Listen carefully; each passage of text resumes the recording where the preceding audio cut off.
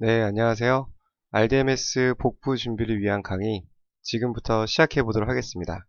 많은 분들이 복부 파트에 관심을 가지고 시험을 준비하고 있는데요. 어떤 식으로 준비하면 조금 더 효과적으로 합격할 수 있을지 그 부분에 포커스를 맞춰서 여러분들에게 강의를 해드리고자 합니다. 네, 지금 바로 시작해 보겠습니다. 먼저 강의 목표입니다. 초음파의 기본 과목이죠. 복부는 전체 파트를 통틀어서 가장 중심이 되고 기본적인 내용들이 많이 포함이 되어 있습니다. 또한 효율적 학습을 위해서 정보가 많이 필요해요. 특히 복부 파트 같은 경우는 정보를 얼만큼 가지고 있는지가 합격과 깊은 연관이 있게 됩니다. 그래서 이런 정보들을 제가 한 번에 정리해서 쉽게 전달해 드리는 것이 이번 강의의 가장 큰 목표라고 볼 수가 있겠습니다. 교재 선정부터 출제 예상 항목이 어떻게 되는지, 특히 복부 같은 경우는 범위가 높습니다. 전체에 포함하고 있는 장기의 숫자도 많고, 그리고 여러 가지 이것저것을 다 포함하고 있기 때문에 양이 굉장히 많아요. 그래서 어떤 식으로 잘 걸러서 항목들을 선택해서 공부할 수 있을지에 대해서 많이 설명을 드리겠습니다. 그 이외에도 다양한 학습 방법과 그 팁에 대해서 잘 한번 정리를 해 드리도록 하겠습니다. 네, 이제 본격적으로 설명을 좀 드려볼게요. 먼저 자주 하는 실수들에 대해서 설명을 좀 드릴게요. 특히 복부 초음파를 가장 먼저 접합니다. 복부라는 과목이 접근성이 용이한 반면에 거기에 대한 정보가 많이 부족해요.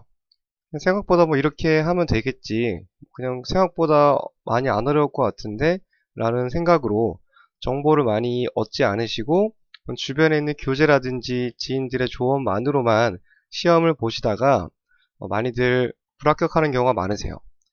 가장 첫 번째로는 방금 설명드린 이 정보력의 한계고요.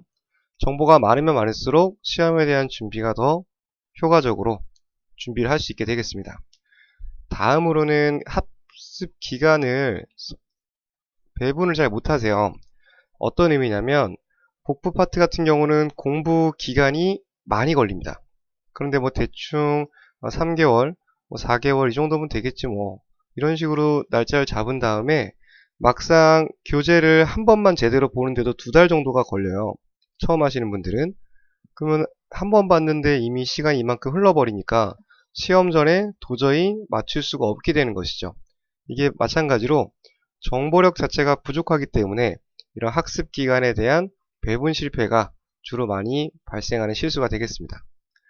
마지막으로는 미국 스타일에 대한 이해가 부족한 경우예요. 제가 또 한국 스타일대로 또 교재가 많이 있습니다. 특히 복부 교재 같은 경우는 한글 교재가 다수 있다 보니까 여기에 대한 포커스를 그대로 RDMS 시험에 가져가게 되면 많이 좀 부딪히는 부분들이 있어요.